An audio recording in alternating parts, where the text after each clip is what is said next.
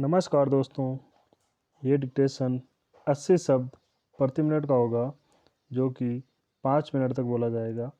10 second बाद start किया जाएगा।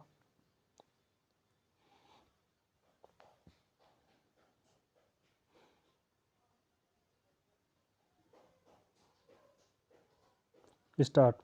पिछले दिनों माननीय सर्वोच्च न्यायालय की एक खंडपीठ और केंद्रीय कानून मंत्री के बीच विचारों का आदान प्रदान कुछ इस प्रकार हुआ, जैसा कि अखबारों में छपा है। सर्वोच्च न्यायालय केंद्र सरकार कॉलेजियम द्वारा अनुशंसित नामों को मंजूरी न देकर ऊपरी अदालतों में न्यायाधीशों की नियुक्ति प्रक्रिया को विफल कर रही है। कानून मंत्री ऐसा तो बिल्कुल मत कहिए कि सरकार फाइलों पर बैठी है। अगर ऐसा है तो फाइलों को सरकार के पास भेजिए ही मत, खुद ही अपनी नियुक्ति कर लीजिए। चलाइए अपना कार्यक्रम। सर्वोच्च न्यायालय वे हमें अधिकार दें, हमें कोई कठिनाई नहीं है।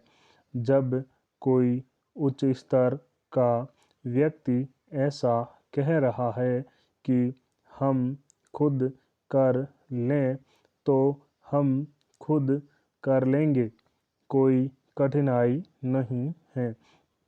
मुझे यह कड़वी बात कहने में संकोच हो रहा है, पर हकीकत यह है कि भारतीय संविधान के अनुच्छेद 124(2) और 217(1) की व्याख्या को लेकर सर्वोच्च न्यायालय और कार्यपालिका के बीच गहरे मतभेद हैं।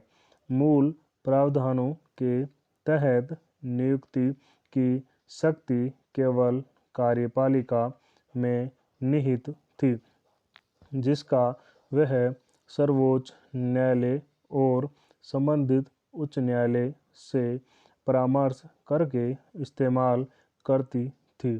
40 वर्षों तक यही प्रथा थी कि राज्य सरकार संबंधित उच्च न्यायालय से परामर्श करेगी और केंद्र सरकार को नामों की सिफारिश भेजेगी।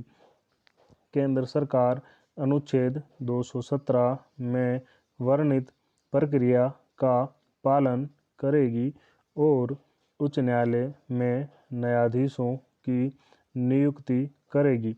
इसी तरह केंद्र सरकार नामों का प्रस्ताव करेगी और अनुच्छेद 124 में वर्णित प्रक्रिया का पालन करते हुए सर्वोच्च न्यायालय में न्यायाधीशों की नियुक्ति करेगी। कार्यपालिका द्वारा कई विशिष्ट न्यायाधीशों की नियुक्ति की गई, हालांकि कुछ खराब सेब भी अदालतों की पेटी में जगह पा गए।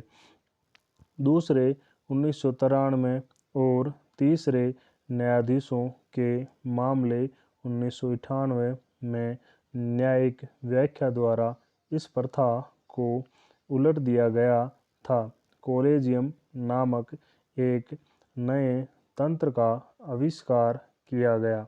कॉलेजियम ने सर्वोच्च न्यायालय और उच्च न्यायालयों के लिए न्यायाधीशों के चयन की शक्ति अपने हाथ में ले ली। अब केंद्र सरकार सिफारिश को स्वीकार या फिर वापस कर सकती है।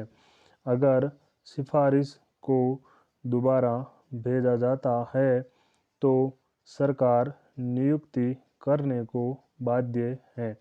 ऐसा भी नहीं कहा जा सकता कि नई प्रक्रिया के तहत नियुक्त किए गए न्यायाधीशों की गुणवत्ता पहले 40 वर्षों में नियुक्त किए गए न्यायाधीशों की गुणवत्ता से बेहतर रही है। कई प्रतिष्ठित न्यायाधीश नियुक्त किए गए स्टॉप।